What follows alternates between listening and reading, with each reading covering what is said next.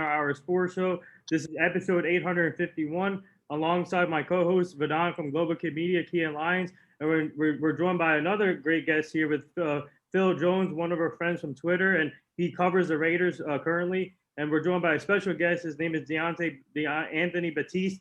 He's a former NFL, CFL offensive lineman, and now he's currently the strength and conditioning coach for the Las Vegas Raiders. Thank you, Deontay, for joining the show. It's truly an honor. I'm really excited for this interview. How are you and your family doing? Everybody's good during this time. I'm sure everybody else is concerned as far as going into NFL season this year, dealing with COVID, but I'm kind of glad that things are relaxing and we're going to have some fans back in the stadium. So that's why we do it. It's important having fans here and having everybody involved in this process. It's nothing like playing in front of fans, and that's, that brings a lot of joy towards the game. So, but everybody's good. Hope everybody's family's doing good out there as well. Yeah, so to make this easier, we'll go in rotation. So Kia will go first, and then Phil, and then Vedant, and then I'll go last. So okay. Well, I'd love to hear more about your coaching. How is it being a strength and conditioning coach now as opposed to playing before? How does that feel? Oh, I mean, the best thing I can say is it's me living in my purpose day in and day out. I don't feel like work is work. I enjoy coming to work every day. I lead by example. The guys keep me young because they keep challenging me day in and day out. I do some coaching as well in the weight room and on the field with our defensive linemen. So I'm still going up against those guys sometimes, giving them a look as a former offensive lineman. So it's me living in my purpose every day. I don't have to fake it. I'm talking about things that I know. It's been my life for over 20 years, and it's easy to do because I just step into the role and I just continue being who I am. That's fantastic. So one of the things, like I say, it's very easy just stepping into the role, and a lot of people can't necessarily say that, especially this day and age, having to deal with COVID, having to work from home. I'm very fortunate these days to be able to still have a job, and my work has not been interrupted by COVID. That's great. There you go, Phil, and then Vedant on me. So what are some of the things that you guys are doing right now with trying to get get the players vaccinated? I know last year it was hard for them to really get in the gym and work out. Now, you guys setting any plans to make sure the whole entire team is getting vaccinated, where they can all come in and be able to get back to the regular workout regimen that you used to have them doing? Yes, that's one of the things that we've been leaving it pretty much up to the guys to do themselves. Everybody's been doing their own independent research, of course. Some people do have their own apprehensions whenever it comes to getting vaccinated, of course, as well as everybody else. So we encourage all of our guys to do their own research and make sure that they make an informed decision whenever they decide to get the COVID vaccine or not to get the COVID vaccine, whichever one they decide to go with. But all the mandates are set by the NFL, and most of our guys have been doing a pretty good job of getting vaccinated so we can have just a normal season again, where we can get guys in the weight room and get them training together, because competition breeds success. And if you have the guys around each other competing all the time, whether it's 5 pounds more and they stare over and they see another guy that has about 20 more pounds on the bar, that makes us better as a team. Whenever we have that atmosphere, we're building that camaraderie because we spend more time with the actual athletes than our coaches on the field. Being a strength and conditioning coach, we see them at the combine. We see them at least 4 to 5 hours in the weight room, day in and day out. And it's very important for them to be able to be in that team atmosphere and have more than just 10 guys in the weight room. That's what our restrictions were last year. More than 10 guys in the weight room will be a standard going forward this year, because we have been doing a good job of getting vaccinated. Okay. Yeah, I got a question about some of the things you've done besides, outside of football. Of course, sheriff's deputy for a little bit, and now strength and conditioning coach. And, I know as an athlete, sometimes you look at the strength and conditioning coach from the athlete's perspective and you have certain thoughts. I want to know, what is it like to go from those thoughts a couple years later, being that guy, and suddenly, the things that somebody was putting you through, now you're putting other guys through. And what are the positives and maybe the fun moments behind that? Oh, gosh. Well, that's one thing I can say is I'm glad you've definitely done your research on me. But I can say I love speaking to the guys from experience, going into my background and me being humble at the same time, because I could have easily fell through the cracks. Like you said, I was a sheriff's deputy for 2 years, and it almost didn't happen for me. As far as me getting signed to an NFL team, which my first team was 2006, the Dallas Cowboys.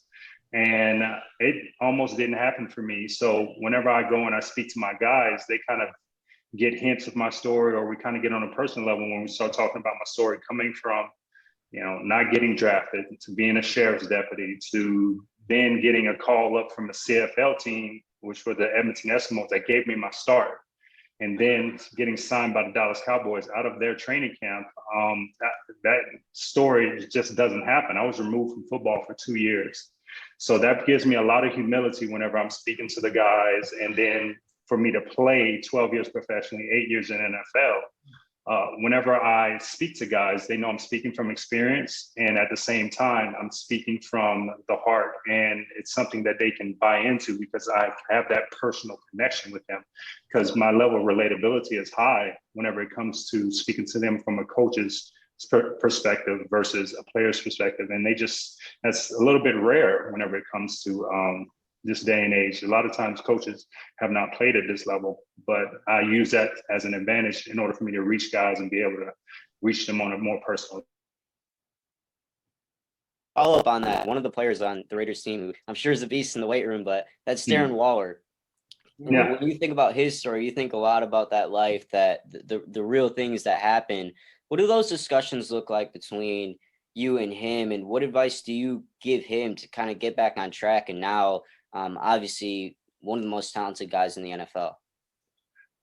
I can say one thing about Darren is he is a guy that has been through a lot throughout his career. And to make it to the level of success that he has, it inspires not only me as a coach, it inspires a lot of other players throughout the NFL and a lot of his teammates, because he is so dialed in right now. He is so locked into his routine every day. If he comes in and he does, he rolls out his foot, or he does certain foot care, he will come in every day at the same time and do it. And he's so locked into his routine.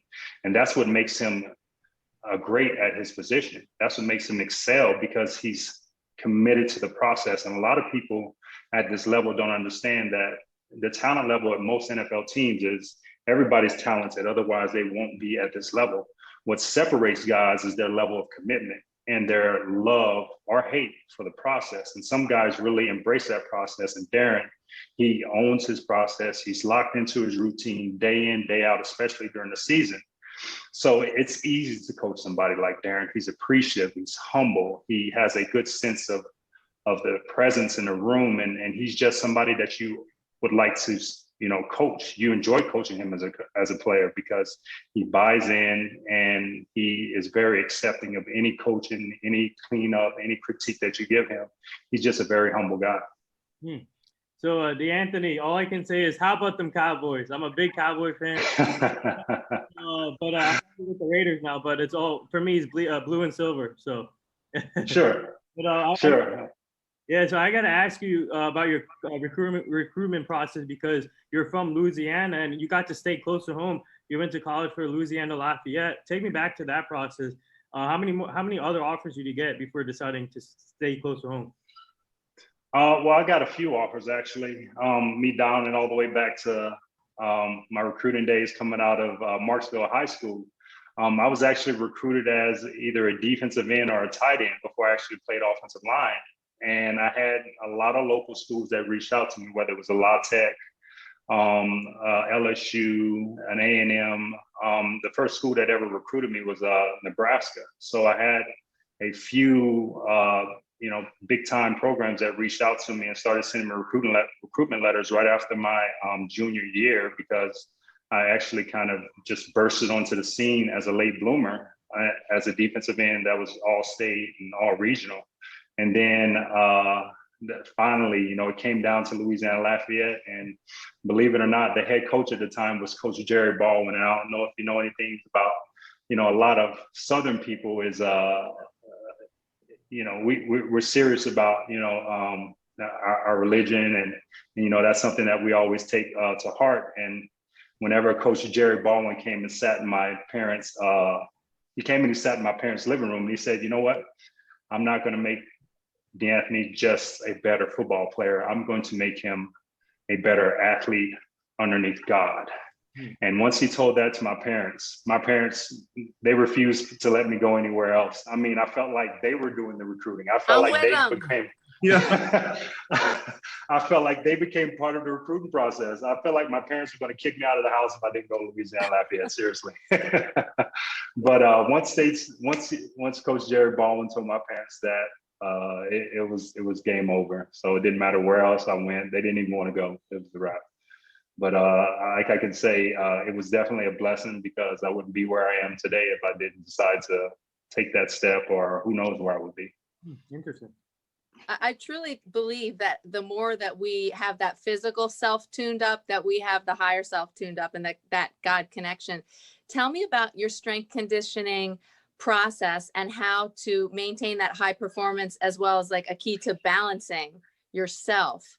You know, is there a routine that you recommend to your players? Was it your process? Yes. So that's one of the things I always tell guys is I speak to the things that I experienced throughout my career and what worked for me, and I can speak from experience. So I always tell guys, one thing they always have to make sure they do is recover. And the biggest part of recovery is sleep. And if you're not getting enough REM sleep throughout the night, that body doesn't have an opportunity to recover, to heal, and to do a good job of just resting and recovering. And if you're not doing recovery properly, it doesn't matter what you do on the football field, because you're not properly healing from the amount of damage, the amount of stress that you're putting on your body.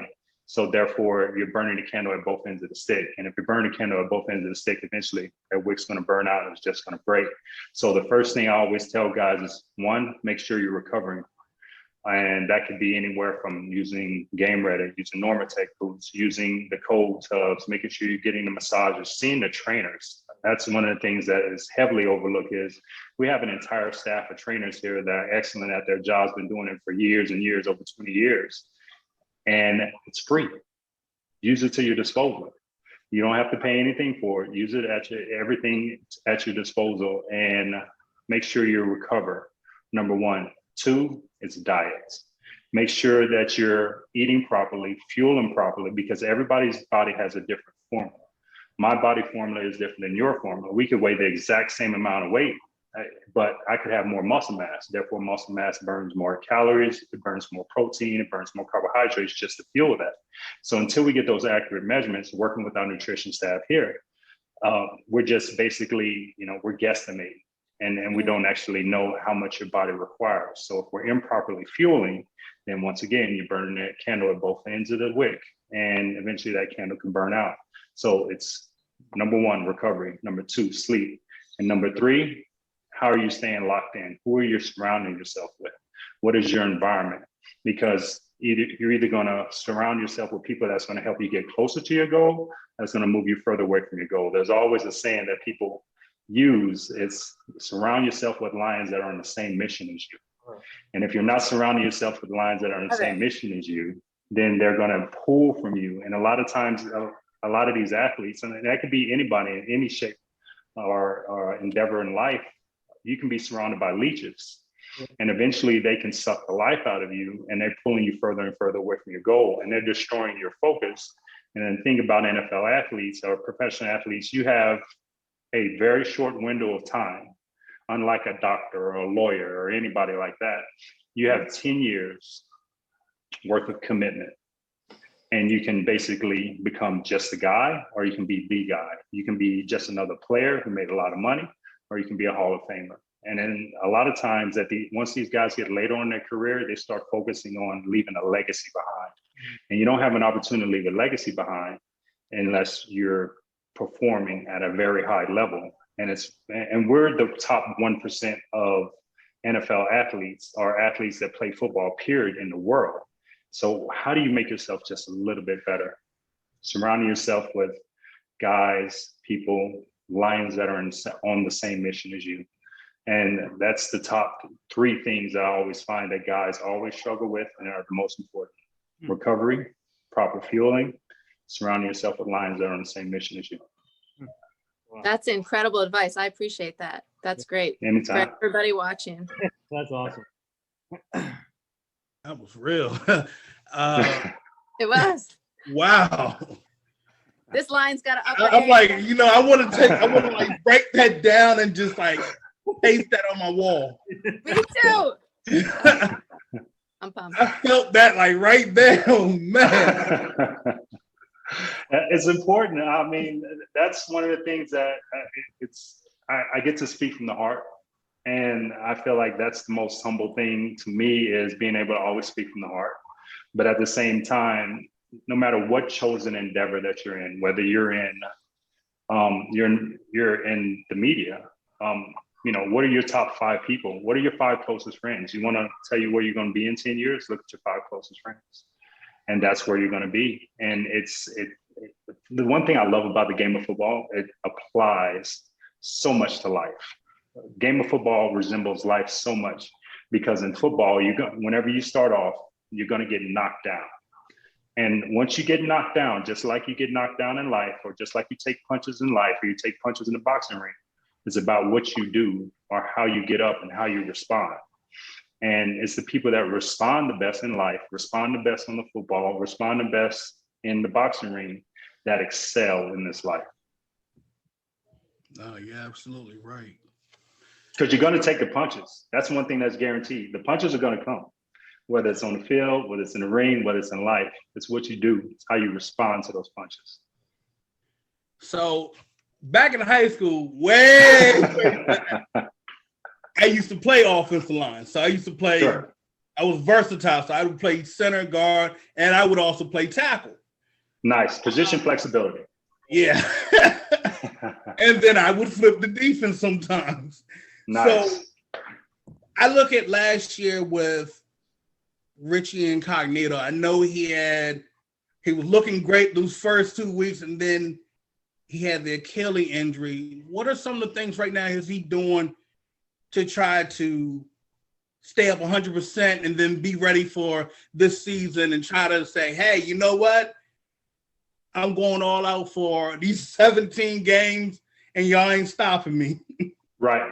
Man, I love the fact that you brought up Richie, because whenever I say a person that is dialed into their process, Richie Incognito is 100% locked into his process, his training regimen, his eating regimen, any walk of life. A guy that is dialed into his process is Richie Incognito. And you get to see why.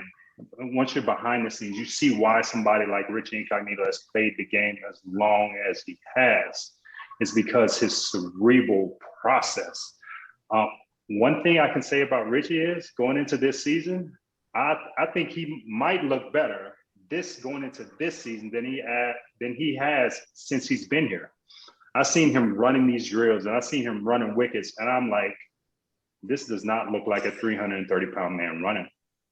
I don't know if it seems like the injury helped him. To me, I'm so surprised. It goes to show you the level of commitment that this guy has, for him to not only come back in shape, he's came back this year and he looks like he's in the best shape of his entire career. And I can't wait to see him get on the football field, because one thing I can say about Richie is I love his tenacity. I love his grind. I love his grit. I love his level of play that he brings to the game of football. Now, since you played on the O-line before, I know you played with Washington. I know you played with the Falcons in Denver over the years. Have you given some of the younger guys some tips? I know you got Alex Leatherwood out there. I know now the Raiders have a new center in Andre James. So have you given them any tips to help them for this year? No doubt about it. I can say one thing about Andre James and Alex Leatherwood is those are guys that are very athletically talented and athletically gifted. I love seeing those guys not only taking their God-given ability and apply it to the game of football, but they're not just satisfied where they're at. They come in here and they work hard every day, and they're just trying to get a little bit better every day. And if you're only getting an inch better every day, sometimes those inches add up to feet, and those feet add up to yards, and those yards add up to miles, and you just keep going. And it's all about getting a little bit better every day, because every day you only get better or worse. And those two young guys, Alex Leatherwood and Andre James, they have been 100% locked in. Alex has been in here every day this week, and Andre the same. And those two guys I work with on a one-on-one basis daily. And we bring a lot of the drills that I did as a player onto the football field. And we train them in that realm to work on those guys getting better at just their ability to climb to the second level, their quick twitch muscle fibers, their explosiveness. And so whenever I'm speaking to Andre, I'm like, hey, I've never played center, so I know nothing about snapping a ball, but I can teach you how to move laterally. And whenever it comes to a guy like Alex, I'm like, hey, I played right tackle. And that's one thing I can say is I can bring my experience to those guys, and I can tell them the drills, like say, an in and out drill, working on the twist, working on just punch timing, working on drills like that are very applicable to the game of football. And those are the certain type of things that we work on going throughout the off season that they can transfer over to the football field during the season. Yeah, you mentioned Alex as somebody I talked to, and he was at Alabama. And it's also funny you mentioned getting a little bit better every day. So I was recently at the ESPYs, and I don't know if you saw Chris Nikic getting honored. So he was the Ironman triathlon athlete who had, and so I was talking to him, and he says 1% better every day, get 1% better every day. And, I want to relate that back to your career. Like you said, Lafayette, sheriff's deputy, to suddenly an NFL player. During those times, how did you mentally stay strong? What was your mindset to be able to build back and eventually become an NFL player? Was it 1% better every day? And what else was it? Honestly, my driving force was I had other people behind me that depended on me.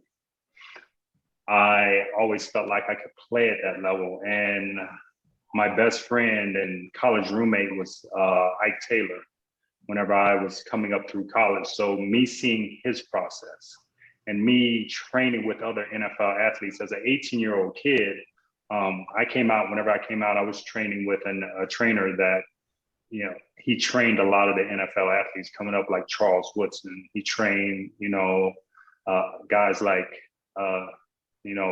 James Ferrier. He trained guys, like I said, Ike Taylor and Michael Vick. And I was immersed in that atmosphere my sophomore year of college. So me being around those guys, I always knew I had what it took in order to make it to that level. So I had to just have a unwavering belief in myself and belief in my abilities. And I just had to continue to work my craft. And I wanted to make sure whenever I did get that opportunity that I was going to be ready for it. And this is actually kind of a rare occasion because I've actually never spoke about my process or how I actually made it to the NFL, because not only did, just to dial it back, not only did I, work as a sheriff's deputy, there was a 2-year process to where I kind of went back from getting turned down, not being able to make it, not get drafted. I wasn't picked up as a free agent. And then there was about a 6-month time period where I had to find an odd job. So I got picked up by Arena 2 football team and played Arena 2 football and got paid $200 if we lost or $250 if we won. Big money back then. So I paid for Bossier Shreveport Battle Wings. And then at that point, I was like, okay, I just had twins. And my twins had just came into this world, and I had to say, you know what, these kids can't eat dreams. Let me go ahead and put this criminal justice, degree to work. So therefore, I went into the law enforcement field. But in between that period of time of me deciding to, apply for the sheriff's office, I had to work just odd jobs in construction for labor finders. So I was working odd jobs in construction, picking up rebar, picking up, whatever I can on construction sites just to make that little check at the end of the day in order to support my family. And once I actually was hired on to the sheriff's office, I moved across the street from Red Laurel's gym in Lafayette, Louisiana. I said, if I'm going to keep my dream alive, I'm going to have to move across the street from this gym. And after I get off my 12 or 18-hour shift, I'm going to either work out before or I'm going to either work out afterwards. But I have to chase my dream every day, because there's always somebody out there that's either going to get better than you or it's going to get worse than you every day, depending on your level of commitment. So therefore, I moved across the street, literally less than a mile across the street from Red Laurel's gym. And I just continued to work at it. I got a possible pickup by a CFL team. They were called, at the time, they were the Ottawa Renegades. This was back in 2003. I worked out for this team twice. The second workout, I'm doing my last drill and I tweak a hamstring. And as I'm walking off the field, the head coach says, D'Anthony, he says, come back. I'm like, I just tweaked my hamstring. I have nothing left. So we're about to go into one-on-one drills. It's like, you didn't come this far, it only come this far. Step in there. So I step in there and actually had a phenomenal showing during the one-on-one drills. But believe it or not, I go back home and they were pleased with my workout. I go home, they give me a call 2 weeks later and they say, you know what? We loved your workout. We loved everything about you. But come to find out, we're actually not going to have a team this year. We were going to call and sign you today, but we're not going to have a team.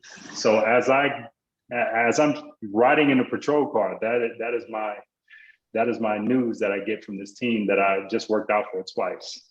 So as I go on throughout my career, like I said, life is going to throw you punches. It's all about that unwavering belief in yourself. And my last workout I did was for the Edmonton Eskimos. And as I'm about to get out the bed that morning, I tell myself, I'm like, this is my last time. It's my last workout. And I guess internally, to me, knowing that it was going to be my last shot and my last outing, I guess that's why I went out there and I laid it completely on the line. And I took that 2.5-hour drive from Lafayette, Louisiana to Monroe, Louisiana. And I went and I had probably one of my best workouts I ever had for the Edmonton Eskimos. They picked me up and they actually released me in order for me to be picked up by the Dallas Cowboys. Man, that's amazing. So congratulations. That's a great incredible process. Yeah, so it could have easily have not happened for me, but at the same time, I feel like that's what gives me a humility coming into this game.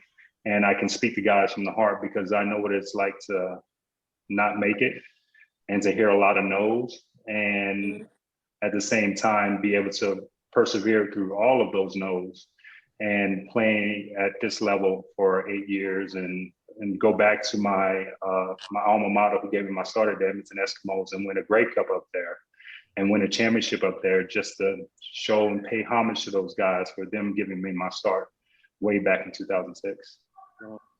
Plus, plus you were undrafted, and that's another thing. And we gotta put your story out there more so people can listen to your story. This is deep stuff we're learning today, and it's amazing. But I gotta ask, this is a 2-part question. And what was the experience like playing in the CFL? Because you won a Grey Cup champion in 2015, and what was that like? In the other parts of this, was it tough for you from moving from team to team every year pretty much and going to a lot of teams? But obviously at the same time, you get to learn different franchises, different locker rooms, different players. So what was that? Take me back to those experiences. Sure. So I'll start off with the first question is what was it like playing in the CFL after playing in the NFL? One thing I could say is the game at the CFL level, it actually moves quicker. It's a faster paced game. There's only 3 downs. And believe it or not, and my guy can attest to this, is you have to have 1 yard off the ball between the offensive lineman and defensive lineman. So at certain times throughout my career in the NFL, I played anywhere from 315 to 320. Whenever I went up to the CFL, I had to drop weight in order to play in that 1 yard box because things happen quicker. It's not as a straight ahead forward. Man's not right where you can basically grasp him with your hands. Having that yard off the ball makes a difference. So I had to drop weight in order to be able to play at a lighter weight around 300 pounds and move quicker at the same time. But me dropping that weight allowed me to start to excel at a higher level, and then to go to the Western or the Eastern Conference Finals every year, and to finally win the Grey Cup in 2015 that allowed everything to come full circle for me. And I was glad I was able to accomplish that, because whenever I decided to sign on with the team, and I was speaking to Ed Hervey, their GM at the time, and the head coach Chris Jones, they said, "Hey, come back here and help us win a Grey Cup."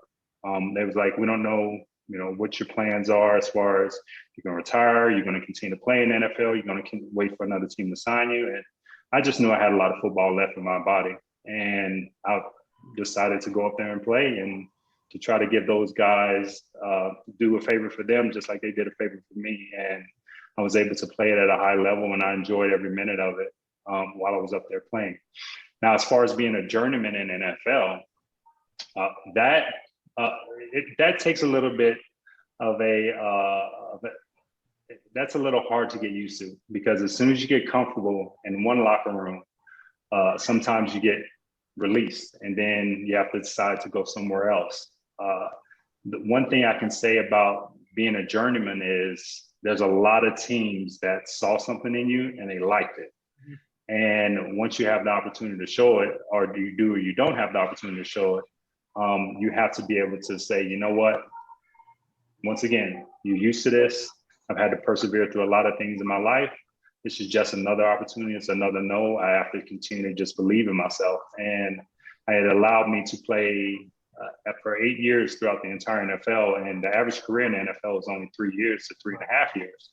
So for me to be able to play 8 and still within the confines of being a journeyman, going from one team to the next, whether it be head coaching change, whether it be different offensive line coach or things like that, or just not being a fit for the offensive scheme. You just have to let it be a speed bump in the road, not a brick wall. Don't let it stop you. And I just continued to just keep that belief in myself, and it allowed me to play as long as I did, and allowed everything to come full circle in the end. And I'm very fortunate, because now I get to give back and I get to live in my purpose.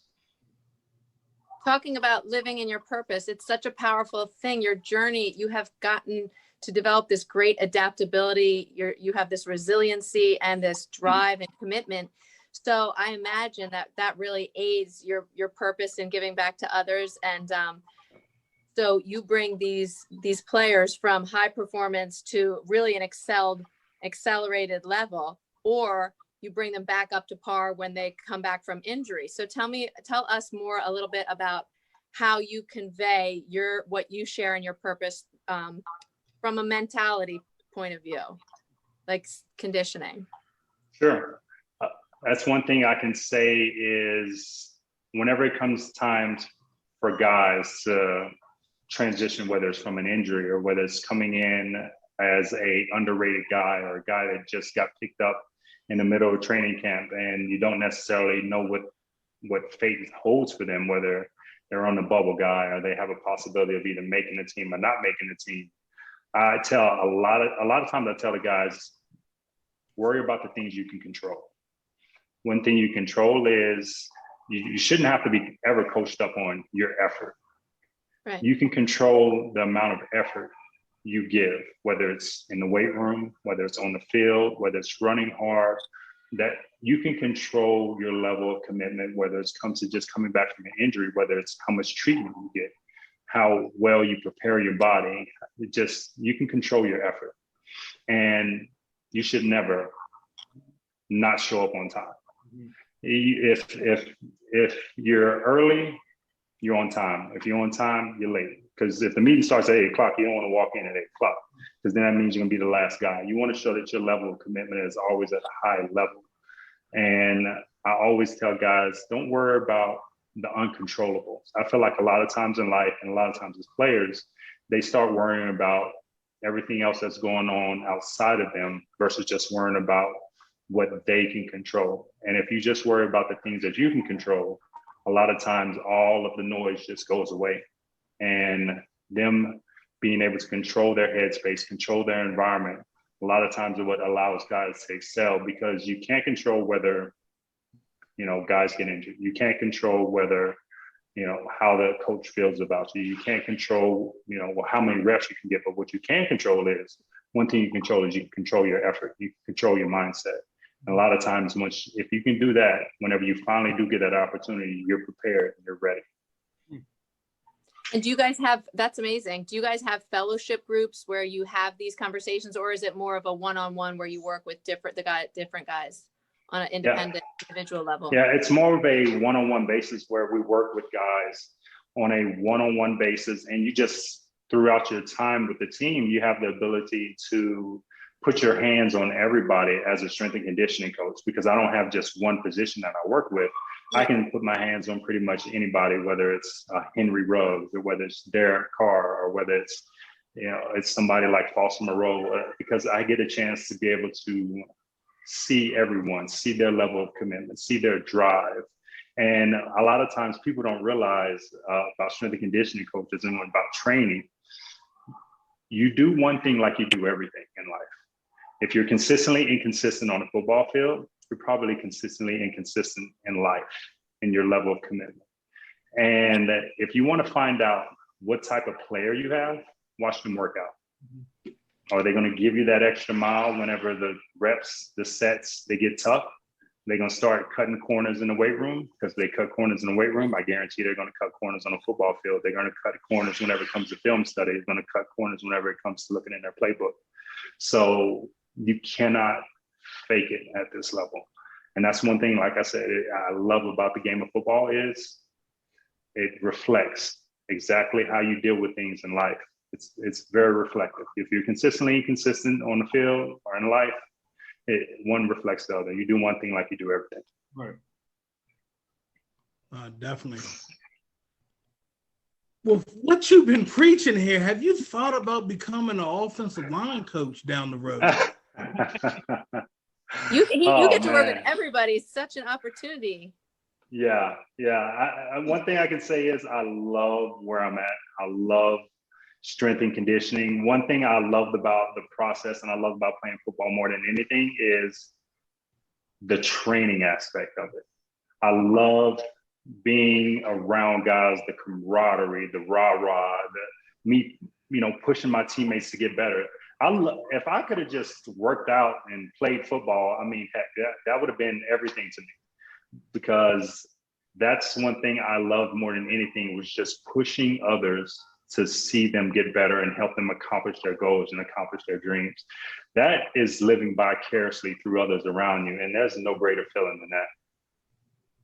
So if you could probably tell me, I know that Gabe Jackson has left and, you know, Rodney Hudson had left.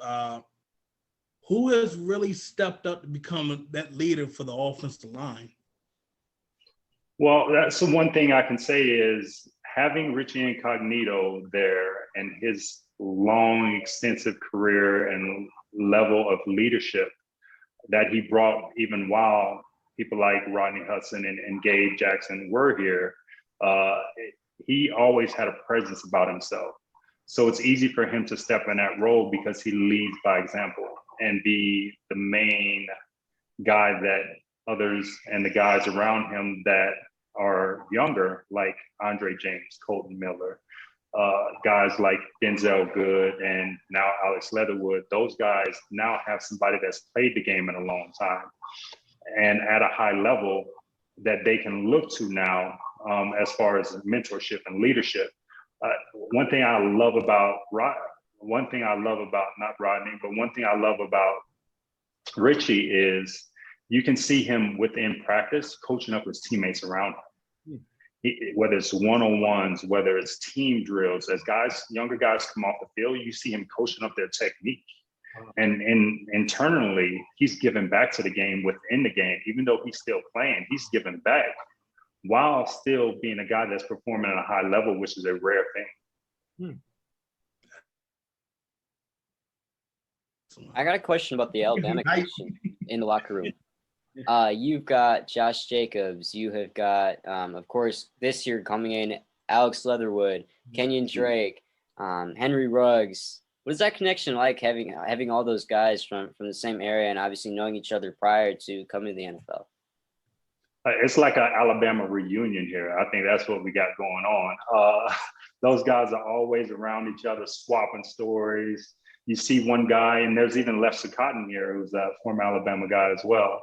And as you see those guys walk into the weight room, or whether it's the locker room, you get to see them friendly banter with one another. And they've been playing with one another for so long, and they have such a rich history from their times at Alabama. It's funny just watching those guys interact. It's really like a Comedy Central in here whenever they're all around each other, because they have a very good rapport, and just being around for the friendly bantering, it's amazing. It's that Alabama gold. Yeah. Ben Newman's talking to those kids. Everybody's a star coming from Alabama. Roll Tide. Exactly. Yeah. So I want to ask you about, obviously, now for you being a strength and conditioning coach, working with every player, I got to ask you about the roster, because actually me and Vidon had your long snapper, Trent Sig on the show. He was awesome to talk to. He said he's excited for the opportunity, and he just signed a new contract extension this offseason. So what do you like about the talent here that Mike Mayock is building, John Gruden is building here, and you guys are on the rise. I'm telling you, moving to, I think, obviously, some fans feel heartfelt because you guys moved from Oakland to Las Vegas, but at the same time, sure, I think you guys are heading into the right direction. Just take me to the roster. What do you like about it? I love our youth. I love the competition that we have going on at defensive back.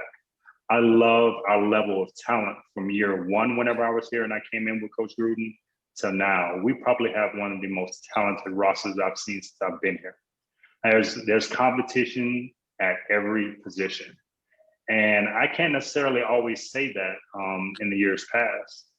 But now, one thing I can say is we're building and rebuilding at the same time. And this is by far one of the most talented teams I've seen since I've been here. And that's, if you, like, I can't even tell you, like, who's going to start at this position, or who's a lock-in starter at that position, because you never know what could happen, because the level of competition at every position is just that high. And that's a good problem to have. That's powerful.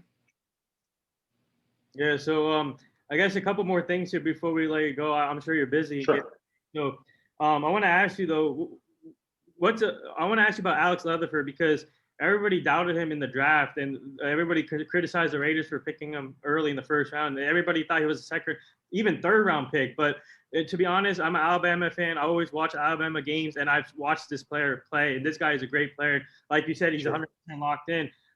What advice have you been giving him to Alex, just to put him in the right direction, because, and just to stay away from those critics?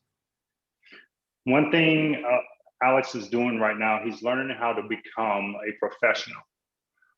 Whenever guys are in college and they have class, they have their friends, they have their social network, they have football at the same time, whether it's 6 a.m. workouts, and then they have class in the middle of the day, then they have study hall afterwards. That's a lot of times people, they don't realize how stressful that is for college athletes. And that's an entirely different conversation now that these guys are allowed to be compensated. But now Alex is learning to be just a professional football player. And there's no better feeling, because now you're just learning how to build that nucleus and learning how to build that environment that's allowing you to be as successful as possible. And Alex has been doing an amazing job, because once he first got here, he was kind of, he's just a quiet guy and he's an off to himself guy, but now he's starting to get comfortable and he's starting to put some roots down here in Vegas, which is awesome, because now he's showing that he's comfortable and he's committed to the process. And he's here every day, and it's a voluntary period right now, Guys can voluntarily come in or they can go train with their own guys. But Alex has been coming in every day on his own, locked in the entire time, and he's learning how to become just the best professional football player he can be, and not necessarily focused on being the best student athlete you can be. And that's a powerful level of commitment, because now you're just focused on one thing, one goal. And if you can sell out for 10, 12, 15 years, however long this guy wants to play, you can leave a tremendous legacy behind, and you can live the rest of your life like a king. Nice. Go real quick. I know it may not be my turn, but going back real quick to D'Anthony having fun and camaraderie. What was your favorite experience, NFL team in camaraderie standpoint? Camaraderie standpoint. Gosh. Yeah. Like group of guys that Group of NFL guys. experience. Yeah, the best group with. of guys I had ever been around was my teammates, and where I spent the longest time was in Arizona with the Cardinals. Being surrounded by guys like Larry Fitzgerald, Rex Hadnot, Deuce Latui, Lyle Sinline, those are my boys. Being, surrounded by Levi Brown, who played on the other side of me, that was a funny locker room. Just being in team meetings, and our offensive line coach, of course, was Russ Grimm, who was a guy that was a member of the Hogs. So there was never a dull moment, and that, if anything, that's an understatement. There was never a dull moment. We were the class clowns of the entire team. And one thing I can say is, a lot of people say about offensive linemen, we get all the blame, none of the fame. We're just the unsung heroes of the team. But on that team, we had an identity, and we were allowed to be the practical jokers of the team. And we definitely owned that, and we kept it light, and we kept it fun, and everybody had a good time. But yeah, that was my best experience, being on that team with those guys. That's so great. Yeah. So does anybody else have anything to add before we end this? I heard, before we were getting ready to start, that you make a mean gumbo.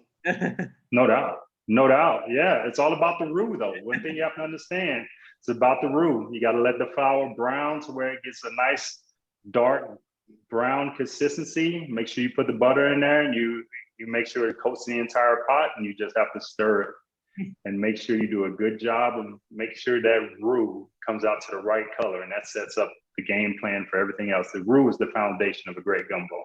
That is the secret, or the tips I'm willing to give out about my family's famous Louisiana gumbo. So I'm gonna make sure I take this note right here. All right. We need the most memorable NFL experience too. Yeah, what was it? The most memorable NFL experience was, I could say it was 2012. Game 2 of our season. Arizona Cardinals played the New England Patriots in New England. And one thing people know about New England whenever Tom Brady was there and back in 2012 is the Patriots never lost at home. Yeah. Well, we were able to pull one out at home, and I'm pretty sure I starfished right on the middle of that 50-yard line. Yeah. And that was an amazing feeling, being able to beat the Patriots at home, because that is one thing that is unheard of. I never had the opportunity to play, or the opportunity to play in the Super Bowl or win a Super Bowl, because that could have definitely been the epitome of my career. I mean, that's a once-in-a-lifetime opportunity. But the fact that we were able to beat the Patriots in Foxborough with those same group of guys that just got done talking about, and being able to enjoy that win with them, it was definitely one of my favorite top NFL experiences. Wow. Most definitely. And that was probably an awesome flight home. It was a long flight home, all the way from Boston back to Phoenix, Arizona, but we enjoyed every minute of it. They got to make a movie on you. Yeah, definitely. Yeah. Right. Yeah, there's definitely a lot of minor details I left out, and other little like ins and outs and struggles. But yeah, I was able to give you guys the gist of it, and I'm glad I was able to do it with such a good group of people, because this has been an amazing interview. Yeah, thank you. And actually, before we get to the last few things, I want to ask you, this yesterday I was watching the news, and this came. I don't know if if you guys are allowed to speak on this, but this season they're doing the Black National Anthem. I just want to get your thoughts on that. Oh. I haven't even heard that. That's news to me, honestly. Unfortunately, that's been completely over my head, but I didn't even know there was a such thing. So yeah, you might be able to fill me in. It seems like you know more than I do it whenever it comes to this subject. So there's a Black National Anthem. Yeah. So yes, I was watching Fox News, and something they brought up. They had a woman on. I forgot her name, but they were talking about. So it pertains to the social injustice stuff that happened with Sure. Floyd and all these other people. But I think it's a good. I think it's a good thing for them to do it. But we got to see what happens with that. But it popped up yesterday on the TV saying NFL, I think, to do a Black National Anthem this year. So at any point, I can say is inclusion is always an amazing thing, and showing the NFL's softer side and that they're on board with inclusion, and whether it's people of color or people of Asian descent. I feel like that's a good thing, because the majority of players in this league are from African descent, and the fact that they're on board with that, I feel like is an amazing thing, and that can do nothing but help forward the message of social inclusion and being able to allow people to feel like the NFL cares, and that's an amazing thing. So the fact that they're shining light on that, I feel is just tremendous, and it shows how far we've come as a society. yeah. So if I can find the link to that, I'll send the link to all you guys. Please do. Yeah, I think it's a great, I have one question regarding that, because I'm a big believer in diversity and inclusion always. And I'm just wondering, last year we saw so many NFL teams step up, vocalize support of that. And I'm just wondering, are there diversity and inclusion meetings with the team members? So they have those? Yes, yeah, we definitely, last year we've had a lot of meetings, and I remember the players actually having players only meetings where they were speaking about how they were going to show their support about diversity and inclusion. And that's one thing I can say is the fact that we were able to lock arms as not only a coaching staff, but as players, and show our level of support whenever it comes to diversity and inclusion was an amazing thing. And what better cause to come together as an organization Absolutely. whenever it comes down to diversity and social inclusion. So yes, that's so great to hear. Sports unites, and yes. There's a lot to be talked about, Yes, it is, definitely. So the last two things here before we let you go, and our team is part of this foundation. It's called the Hugh Jackson Foundation. Obviously, you know him as a former NFL coach. Now he's the offensive coordinator at Tennessee State with Eddie George, and we're trying to help him prevent human trafficking, making sure the community stays safe and the kids stay safe. So I'll send you that foundation too, so you can go check it out. Please do. Yeah, former Raider. Oh, nice. Yeah. Nice. Yeah. So the last thing here, would you like to say anything to all the nurses, doctors, and essential workers right now? Oh my gosh, those guys are our modern day superheroes. They laid their lives on the line for everyone that has been affected by COVID-19, and they continue to fight the good fight every day. So whenever it comes down to our nurses, doctors, essential workers that are battling this thing and continue to battle on the front lines here at home, I like to say thank you, and I appreciate everything you do day in and day out. They are truly risking their lives for people that they have no idea what background, where they come from, and those are our real superheroes, modern day superheroes during this day and age. And I just want to say thank you. So I appreciate that. Yeah, well said. And there it is. That wraps up episode 851 for the NR Sports Show with former NFL CFL offensive lineman, Anthony Batiste. Now he's currently the strength and conditioning coach for the Las Vegas Raiders. Man, we learned a lot today. This is some deep stuff, and you're such an inspiration. And thank you for coming on and sharing your story. And like we said, we got to share your story more. We would like to have you back on the show one of these, probably after the season, so Sure. you can meet the full team. And good luck, man. Hopefully we get more impressions from Frank whenever he comes to Raiders camp for John Gruden. I love those John Gruden impressions. And good luck this season. And you guys are up on the rise, man. And I love what you guys are doing. But thank you again, and stay safe. Thank you, I D'Anthony. appreciate you. We'll be down Thanks for having me on. Gumbo. Bring it on. Bring it on. I'm here. I got the black cast iron pot ready. Oh, snap.